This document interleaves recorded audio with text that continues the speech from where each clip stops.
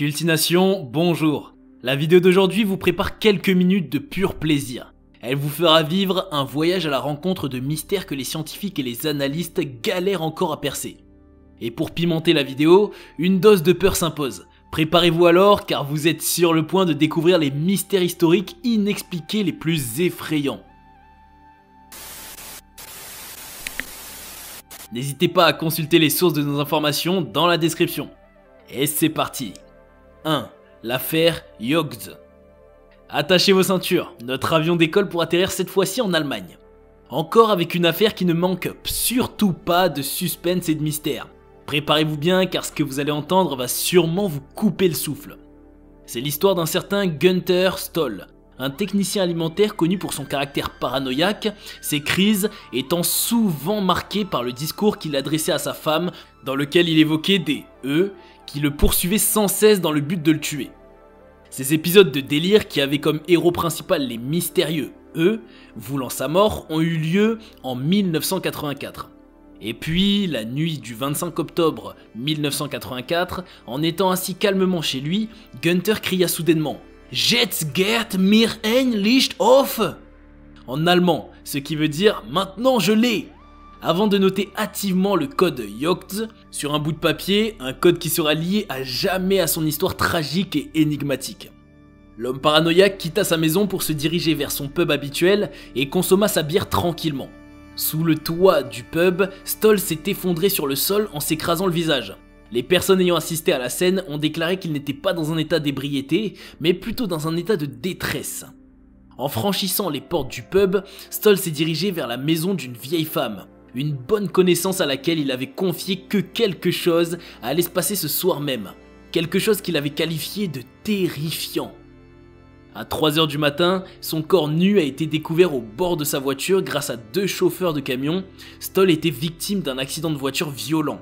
Le véhicule a été écrasé contre un arbre et le conducteur était encore en vie lorsqu'il a été retrouvé et gisait dans son sang. Ses dernières paroles racontaient qu'il était en voyage avec 4 personnes étrangères qui l'ont lâché par la suite. Dans sa route vers l'hôpital, Stoll a perdu sa vie dans l'ambulance qu'il transportait. L'enquête de police a commencé à donner un peu de sens au délire de Stoll, puisque les blessures sur son corps avaient aussi une histoire effrayante à raconter. En effet, les blessures n'ont pas été le fruit de son accident, ni d'une bataille, mais plutôt la conséquence d'un autre accident de voiture. Les explorations ont montré que Günther a été renversé par un autre véhicule avant d'être installé sur le siège conducteur de sa propre voiture, qui a ensuite percuté un arbre. Malheureusement, on n'arrive pas à donner un nom au fameux « eux » qui voulait sa fin, ni à décrypter le code qu'il avait inscrit sur le papier avant sa mort. Les enquêteurs soupçonnent que le G figurant dans le code était plutôt un 6, donnant ainsi le code Yo6ze, qui était peut-être le matricule du véhicule responsable de sa mort selon une théorie qui a brillé sur internet à l'époque et qui supposait que Stoll avait une prémonition psychique sur sa mort. Une autre théorie avançait qu'il essayait de remédier à un problème en relation avec l'ingénierie alimentaire puisque le TZE à la fin du code est un arôme de yogourt. Jusqu'à présent, sa mort est une énigme que même le temps a galéré à résoudre. 2. La suette anglaise. Une épidémie bourrée de mystères. Tout a commencé à Londres, lorsque dans une journée routinière en 1485, un cauchemar commença et sema une grande peur chez les habitants. Sans prévenir, les symptômes d'une maladie fatale n'ont pas tardé à ternir le quotidien de plusieurs personnes. Selon les récits de John Caius, la principale référence historique pour s'informer sur la maladie et médecin de Shrewsbury, les principaux indices qui révélaient la présence de l'infection dans le corps humain apparaissent sans prévenir ni laisser le temps nécessaire pour les interventions médicales. Les patients souffraient le martyre avec une crise de frisson qui s'emparait de leur corps une fois le virus contracté, suivi des maux de tête atroces, d'une sensation d'étourdissement et de douleur intense au niveau du cou, des épaules et d'autres membres du corps pendant une bonne durée de temps allant de 2 à 3 heures. Ensuite vient l'épreuve la plus commune. Des crises de transpiration furent responsables sur le dégagement d'odeurs nauséabondes et la sueur était souvent accompagnée d'une sensation de chaleur soudaine et continue, d'une envie de boire suite à une soif sans pareille. Une séance de délire faisait partie aussi des symptômes. Et finalement, une fatigue violente et un épuisement total qui provoque une envie irrésistible de dormir, conduisant ainsi à un sommeil à caractère éternel dans la plupart des cas.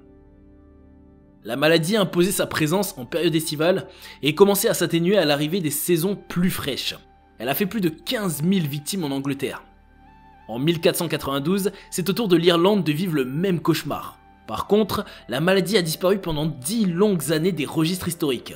Mais en 1507, elle a ressurgi et s'est propagée à Calais pour mettre fin au jour de la moitié des habitants de la région.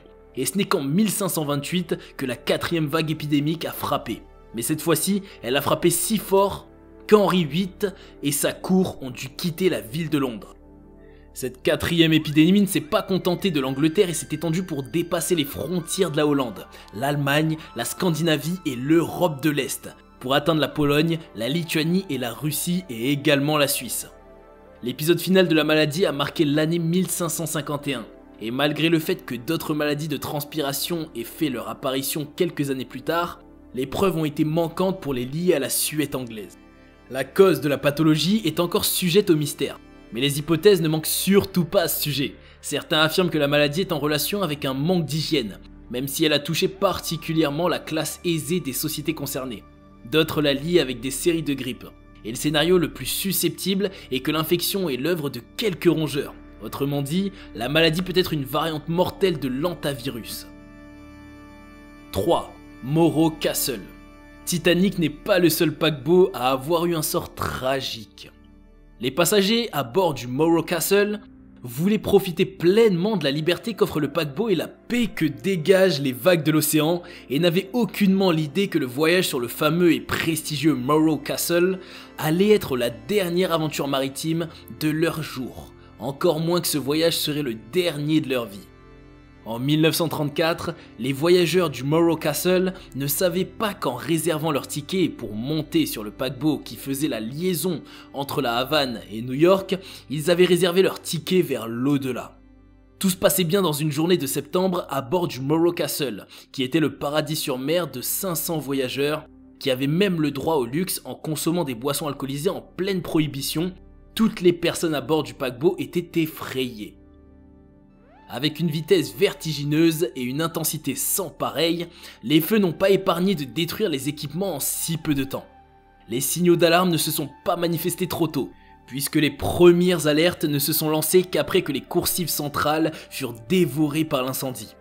D'une ambiance festive à une ambiance chaotique, des éclats de rire à des cris stridents, d'une piste de danse à une scène en feu, la belle aventure a viré au drame. Les passagers qui n'ont même pas eu le temps de savourer le plaisir des croisières devaient se libérer de leur cabine et quitter au plus vite le bateau qui menaçait de se transformer en cendres d'une minute à l'autre. La tragédie a nommé comme héros le courageux George Rogers, un opérateur de télégraphie sans fil qui n'a pas perdu espoir et a continué à demander du secours malgré son entourage qui était enflammé, et ce jusqu'à la dernière minute. Sauf que malgré ses efforts, les sauveteurs ont galéré à atteindre les personnes en détresse car la mission a été compliquée voire impossible suite aux cabines bloquées et aux hublots étroits ainsi qu'à la météo qui était tout sauf coopérative.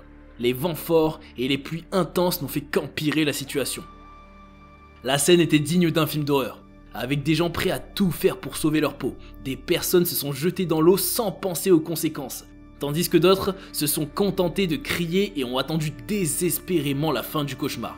Sauf que le cauchemar a duré de longues heures, promettant aux voyageurs ainsi qu'aux sauveteurs une nuit en enfer, parce qu'il fallait attendre jusqu'au lendemain matin pour voir le bateau atteindre la côte.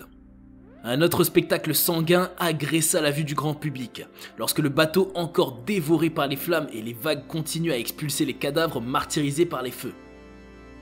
L'affaire a semé l'effroi dans tous les esprits, et plusieurs efforts ont été déployés rien que pour l'élucider.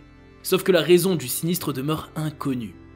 Malgré cela, la possibilité qu'il s'agissait d'un complot a été écartée, sauf que les rumeurs n'ont pas tardé à sortir et ont été appuyées surtout par les circonstances absurdes et suspectes qui entouraient l'accident. En effet, quelques heures avant la catastrophe, le capitaine Robert Wilmot se plaignait des douleurs gastriques avant de succomber sous l'effet d'une crise cardiaque pour être remplacé par son officier William Warms. L'écho d'une affaire d'empoisonnement s'est fait entendre dans les parages. Certains blâment les passagers et pensent que le coupable fait partie d'eux. D'autres accusent l'équipage. Une autre hypothèse pointe du doigt le fameux Rogers qui était tout sauf un héros avec son comportement psychotique. En effet, plusieurs personnes le soupçonnent d'avoir empoisonné le capitaine et provoqué l'incendie. La réponse est encore manquante jusqu'à nos jours pour faire de l'affaire l'un des sinistres les plus mystérieux de l'histoire coûtant la vie à une centaine de passagers. 4. L'affaire du col Dyatlov. S'agit-il vraiment d'un complot ou d'un crime extraterrestre ? Vous avez sans doute entendu parler de la mystérieuse affaire du col Dyatlov. Une affaire controverse qui a présenté un champ libre pour développer des théories de complot soviétiques, des théories de pièges extraterrestres et des théories de forces maléfiques. Mais la science est enfin parvenue à mettre fin à ce vacarme en nous donnant la version réelle et rationnelle des faits. Le mystère alpin date de 62 ans et raconte le drame de 9 randonneurs expérimentés en compagnie de leurs professeurs de sport, anciens combattants dans la Deuxième Guerre mondiale qui ont disparu soudainement dans des circonstances très absurdes. En effet, dans un article publié par 2 chercheurs dans la revue Communication Earth and Environment, des indices insinuaient que le drame était l'œuvre sanglante d'une misérable petite avalanche. Les 9 randonneurs ainsi que leur guide, qui voulaient tout simplement faire une excursion de 320 km, ont été gravement blessés par cette masse de neige et n'ont jamais pu revenir à leur point de départ suite au sort tragique qui leur a été réservé. Les 10 victimes étaient membres de l'Institut Polytechnique de l'Oural d'Yekaterinbourg et sont devenus célèbres après la fameuse affaire Col Dyatlov qui n'était au début rien d'autre qu'une randonnée alpine dans une région glaciale. La tente montée par le groupe a été par la suite difficilement repérée par une équipe de recherche qui a galéré à la détecter puisqu'elle a été submergée par la neige. La tente a été découpée de l'intérieur et un premier cadavre a été retrouvé le jour qui suivait la découverte de la tente. Au fil des mois, les équipes n'ont pas cessé de faire des découvertes sordides qui laissent voir des corps meurtris de l'équipe de randonneurs autour de la pente de la montagne. Les cadavres dessinaient un tableau macabre et cauchemardesque, un tableau qui dégageait tout, sauf la paix, et qui ne raconte rien d'une mort facile. Quelques corps découverts avaient le crâne fracturé, d'autres la cage thoracique ouverte, certains visages étaient dépourvus d'orbite, et un particulièrement manquaient de langue. À l'époque, l'affaire a été non élucidée, et a été classée comme affaire causée par une force naturelle inconnue, sans accorder une grande importance au puzzle effrayant que représentait chaque victime. L'hypothèse de l'avalanche a été avancée en 1959, mais ne tenait pas debout, et malgré l'absence de preuves qui indiquent que cette hypothèse était la bonne à affirmer, elle a été reconsidérée en 2019 et a été annoncée comme la cause officielle du drame. Sauf qu'aucune tombée de neige n'a eu lieu le jour du drame, ce qui réveille encore plus les soupçons. C'est que les blessures étaient atypiques et n'avaient rien à voir avec les attaques des avalanches. En effet, les corps des victimes nous laissent penser qu'elles étaient mortes asphyxiées. On ignore s'il s'agit vraiment d'une avalanche retardée et provoquée par un tremblement de terre, surtout lorsque la source qui a inspiré le développeur de cette théorie est un épisode de dessin animé. En effet, Johan Gomm a déclaré qu'il a été impressionné en regardant le mouvement de la neige dans le Disney La Reine des Neiges, au point qu'il est allé à Hollywood pour rencontrer le réalisateur et lui demander de lui expliquer les techniques utilisées pour projeter un tel mouvement, et le spécialiste des effets spéciaux du show animé lui a montré le code utilisé. En travaillant sur ce code et en faisant des interviews avec General Motors qui ont réalisé des tests de sécurité en simulant des accidents sur des cadavres afin de comprendre le caractère des blessures, il a pu conclure qu'une petite avalanche peut être coupable de l'affaire. 5. Le mystère de l'ouragan Médan, un vaisseau fantôme. Le SS Ouragan Médan a coulé au fond de l'océan en emportant ses voiles et son équipage. Ce vaisseau fantôme a l'histoire grandement tragique et mystérieuse d'après le récit de missionnaires retracé par la plume de Silvio Scherli de Trieste, emportait une grosse cargaison de matières dangereuses, ce qui pourrait renforcer l'hypothèse que le navire était impliqué dans des affaires de contrebande. La cargaison sema une tragédie sans pitié qui n'a épargné aucun autre du paquebot, même le capitaine qui est décédé asphyxié. Entre mythe et récit, l'ouragan Médan prit feu après l'arrivée de 2 navires qui avaient capté les appels au secours morse, dont le Silver Star, ne laissant aucune chance au sauvetage ne serait-ce que du dernier survivant agonisant pour démystifier les conditions lugubres dans lesquelles l'équipage a péri. Les paroles du survivant. Tous les officiers sont morts, y compris le capitaine. gisant dans la salle des cartes et sur le pont, mettant en évidence l'ampleur du drame du SS Ouragan Médan. De surcroît, aucun enregistrement ne faisant état de Ouragan Médan n'a été retrouvé, ce qui a donné naissance à des suspicions concernant l'origine et la crédibilité de l'histoire. Entre affaires sanglantes, incendies violents et disparitions suspectes, tout converge vers le mystère et la frayeur. On ne peut qu'être bouleversé par ce qu'on vient de regarder. Notre vidéo touche à sa fin. Nous vous quittons pour aujourd'hui, mais on vous donne un rendez-vous très prochainement. En attendant les retrouvailles, n'hésitez pas à faire un petit tour et regarder nos autres vidéos qui vont sûrement vous intéresser aussi. N'oubliez pas d'aimer la vidéo et de vous abonner pour confirmer votre passage dans notre chaîne. A bientôt sur Cultination.